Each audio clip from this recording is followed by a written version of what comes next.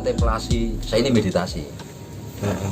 Dia itu diam, memikirkan sesuatu, ya dengan membaca sesuatu. Dia mengatakan dia meditasi. Nah ini pandangan orang Jawa enggak begitu. Nah sekarang contoh yang dasar aja ya. Kalau selain meditasi, selain semedi, itu diawali dengan permohonan, diawali dengan kemauan dilambari dengan permohonan, dengan kehendak, dengan karma. Tapi semedi tidak, tanpa kemauan, tanpa permohonan, jadi tidak ada permohonan, tidak ada kemauan. Semedi itu salah satunya. Dan kalau kita merujuk kepada paham Jawa tentang jasmani manusia, ya, nah, di dalam ilmu psikologi yang disebutkan body, mind, soul, ya. Jadi jasad, raga ini, mind itu pikiran, soul itu perasaan. Lantas dari kalangan ahli-ahli psikologi ditambah lagi bawah sadar. Terus setelah itu sudah tahu sudah, bawah sadar pasti membingungkan, apalagi setelah bawah sadar. Nah, di sini kalau semedi atau meditasi model Jawa ya, itu ada yang disebut dengan kanuragan, ada yang disebut dengan Joyo Kawijaya. Ini sangat berbeda. Beda-beda ya, Pak? Sangat berbeda. Nah, orang bisa sesuatu, bisa meramal orang, bisa menyembuhkan orang. Ini bukan meditasi, bukan semedi, ini kontemplasi. Ini masuk dalam ranah Joyo Kawijaya. Kalau kanuragan, ini kekuatan. Nah, singkatnya begini, manusia ini kalau menurut pandangan ilmuwan, kan tubuhnya atau jasmaninya kan dari 4 unsur ini kan, tanah, air, udara, dan panas. Ini memang bahan bakunya. Dan setiap unsur ini kan punya apa? Elemen, punya unsur, punya materi. Nah, ada sekian elemen atau unsur di dalam tanah, udara, air, dan panas. Api juga. Ya, ada semacam apa ya? Energi, elemen, unsur. Kalau kita baca buku apa ya? Ilmu fisika sekilas itu kan ada kandungan tanah itu mengandung berapa material, berapa apa? Mineral, berapa unsur, kan ada 90 sekian mineral kalau diketemukan oleh ilmuwan. Nah, itu. Air pun juga begitu, mengandung sekian mineral, sekian unsur. Udara pun juga begitu. Ya. Nah, sehingga kita manusia ini tubuhnya juga ada unsur-unsur itu. Ada sekian unsur itu. Yang katanya ada yang mengatakan 90 berapa, ada yang mengatakan 100 lebih. Nah, ada yang mengatakan 144. Nah, makanya kalau diringkes 4 ya, ini kalau ditarik ke ilmu pewayangan Jawa menjadi pendowo limo ya. Kalau dikupas satu persatu apa saja unsur dalam tanah, dalam air, dalam udara yang masuk dalam manusia, itu menjadi Kurowo 144.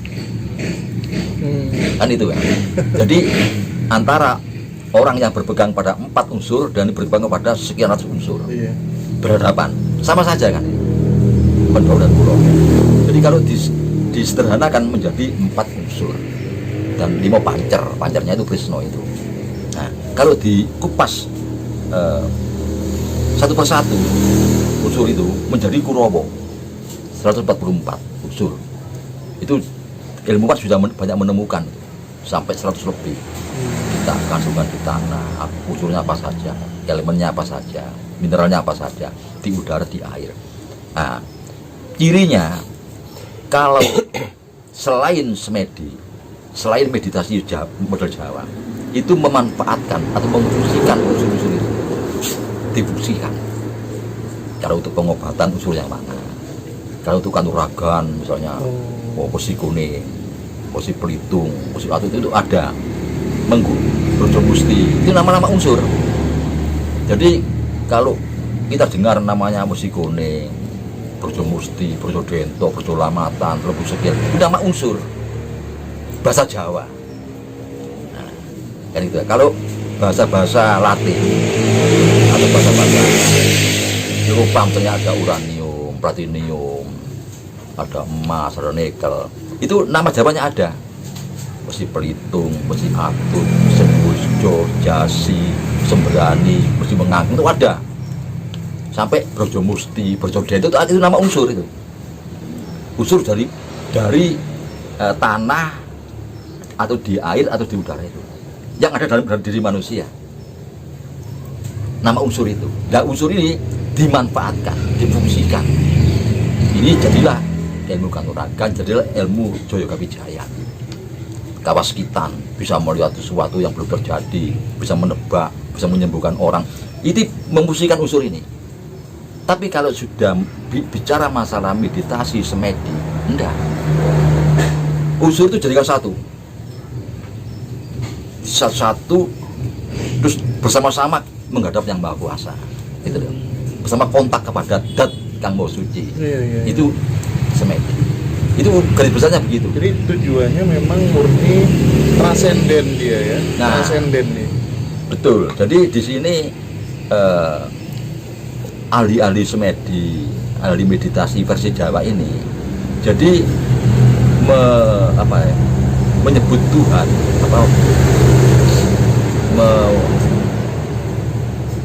memanifestasikan itu apa ya namanya tuh, mengaplikasikan Tuhan apa? Main kita ini, pemikiran kita ini tentang Tuhan. Itu yang Maha Pencipta, transenden, transenden, Maha Pencipta, Maha segala-galanya, Maha tahu, Maha mendengar, Maha melihat. Dan untuk apa kita mohon? Itu bagi orang yang meditasi. Beliau Maha tahu kok. Maha tahu kebutuhan kita. Apalagi transenden, ya. Orang kenotan kita yang ngomong melebihi itu. Yang bagaimana kita tidak tahu. Karena kita yang diciptakan tidak akan tahu siapa yang menciptakan. Berarti semakin mendalam kesadaran seseorang sampai ketuhanan, melebihi dari itu. Itu berarti sudah mau minta itu aja sudah, aduh buat apa minta? Sudah, ya sudah bukan semedi lagi. Oh gitu. Bukan, sudah berubah. Fungsinya sudah berubah. Iya, karena ini ada permohonan. Nah, kalau meditasi atau semedi modal Jawa ini tanpa ada permintaan, tanpa ada kesengajaan, tanpa disuruh. Nah, ini langsung. Jadi diringkas semua elemen dalam tubuh ini jadikan satu. Harus satu, tidak boleh satu pun keluar dari lingkaran ini. Tetap menghadap Yang Maha Suci. Itu bukan berarti saya bisa, bukan ya. Bukan saya bisa, enggak. Ini begitu. Jadi padahal ada sekian ratus puluh elemen unsur dalam diri kita ini, segala macam. Ini dijadikan satu langsung kepada. Kalau kanuragan dan Jaya Kawijaya ini memfungsikan unsur-unsur itu, difungsikan, terus akhirnya diperintah. Nah, oleh karena itu, kalau sudah menyangkut kanuragan Jaya Kawijaya, ini kita justru yang kita kontak itu di bawah kita, di unsur-unsur di bawah kita. Yang tertinggi itu kita akal ya? Akal tertinggi itu akal kita. Manusia itu andalanya akal, otak, dan disertai dengan perasaan. Itu tertinggi, dan itu yang diperintah itu di bawah kita. Berarti unsur di bawah kita, di bawahnya akal, karena yang perintah itu akal. Nah, tapi kalau sudah meditasi itu semedi, justru yang kita jangkau itu di atasnya, sehingga kita tidak tahu. Kita tidak akan tahu yang kita jangkau, tapi kita tetap melaksanakan. Itu semedi. Jadi versinya orang leluhur Jawa kuno dulu, semedi itu wujud pengabdian, wujud rasa syukur, mengakui keagungan Tuhan. Nah, itu bisa dikatakan seperti itu. Jadi bentuk yang pas tentang syukur itu, tentang mohon ampunan itu semedi, meditasi itu. Nah, karena apa? Karena kita mengarah pada sesuatu kita tidak tahu. Karena yang di atas kita, ya. Jadi kalau kita katakan unsur di atas kita tidak tahu. Akal tidak menjangkau, tapi akal bisa mengira-ngira. Jadi mendeteksi mendeteksi diri sendiri. Jadi kita deteksi apa di dalam diri kita ini. Sampai ketemu sesuatu yang kita tidak bisa mendeteksi. Nah, kalau ilmuwan menerangkan kita tangan mengambil barang, perintah otak. Kan gitu ya. Kita melangkah, perintah otak. Apapun perintah otak. Sampai kita merasakan betul adanya sesuatu yang bukan perintah otak. Bukan perintah otak. Detak jantung. Nah, ini siapa ini? Nah, ini itu saja sebetulnya. Kan sederhana. Nah, karena sekarang ini sudah bukan hal yang rahasia lagi. Saya akan menerangkan sesuatu yang sudah terbuka di umum. Iya. Itu batasannya. Iya. Batasannya. Jadi mendeteksi sesuatu dalam diri ini di mana akal tidak berdaya di situ. Ya, ini detak jantung. Detak jantung. Iya. Sehingga ini siapa yang mengendalikan? Oh ya, maaf, siapa yang membuat berdetak? Bukannya mengendalikan ya. Kalau mengendalikan itu ada. Itu perintah otak. Karena kalau kita ini marah ya, detaknya cepat. Kalau kita tenang, detaknya teratur. Kalau kita ini kena darah tinggi, kalau kita ini kan ada untuk menenangkan detak jantung supaya normal, kita diam. Itu kan bisa. Tapi siapa yang menggerakkan? Di sini baru kita mengakui, wah, apa tidak tahu? Itu meditasi.